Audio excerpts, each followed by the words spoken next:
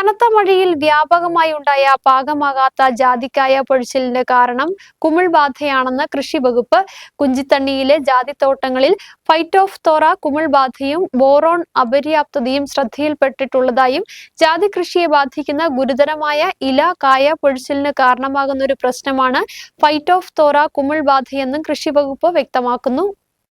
തുടർച്ചയായി മഴ പെയ്തതോടെ ഹൈറേഞ്ചിലെ ജാതി കർഷകർ പ്രധാനമായി നേരിട്ട പ്രശ്നമായിരുന്നു ജാതിക്കായ പൊഴിച്ചിൽ. മൂപ്പെത്താത്ത ജാതിക്കായ്കൾ വലിയ തോതിൽ മരങ്ങളിൽ നിന്ന് നിലം പതിച്ചത് കർഷകരെ വെട്ടിലാക്കി. ശക്തമായി വീശിയ കാറ്റ് ജാതി കർഷകരെയും പ്രതികൂലമായി ബാധിച്ചിരുന്നു. ഇതിനൊപ്പമാണ് മഴയിൽ വ്യാപകമായി ഉണ്ടായ പാകമാകാത്ത ജാതിക്കായ പൊഴിച്ചിലിന്റെ കാരണം കുമിൾബാധയാണെന്ന് കൃഷിവകുപ്പ് അറിയിച്ചിട്ടുള്ളത്. മെയ് അവസാനം മുതലുണ്ടായ തുടർച്ചയായ കനത്ത മഴ കാരണം കർഷകർക്ക് കുമിളിനെ പ്രതിരോധിക്കാനുള്ള ബോർഡോ മിശ്രിതം തളിക്കാൻ സാധിച്ചിരുന്നില്ല.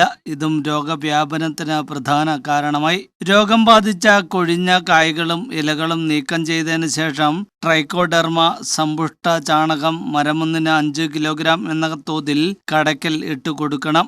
സുഡോമോനാസ് 30 ഗ്രാം 1 ലിറ്റർ വെള്ളത്തിൽ കലക്കി നല്ലപോലെ മരത്തിൽ തളിക്കുകയും നീർവാർച്ച സൗകര്യം ഉറപ്പാക്കുകയും ചെയ്താൽ കുമിൾബാധയെ പ്രതിരോധിക്കാനാകുമെന്നും കൃഷിവകുപ്പ് പറയുന്നു. കുഞ്ചിത്തണ്ണിയിലെ ജാതിത്തോട്ടങ്ങളിൽ ഫൈറ്റോഫ്തോറ കുമിൾബാധയും ബോറോൺ അപര്യാപ്തതയും ശ്രദ്ധയിൽപ്പെട്ടിട്ടുള്ളതായും ജാതി കൃഷിയെ ബാധിക്കുന്ന ഗുരുതരമായ ഇല കായ കൊടിച്ചിലിന് കാരണമാകുന്ന ഒരു പ്രശ്നമാണ് ഫൈറ്റോഫ്തോറ കുമിൾബാധയെന്നും കൃഷിവകുപ്പ് വ്യക്തമാക്കുന്നു. News bureau Adimali.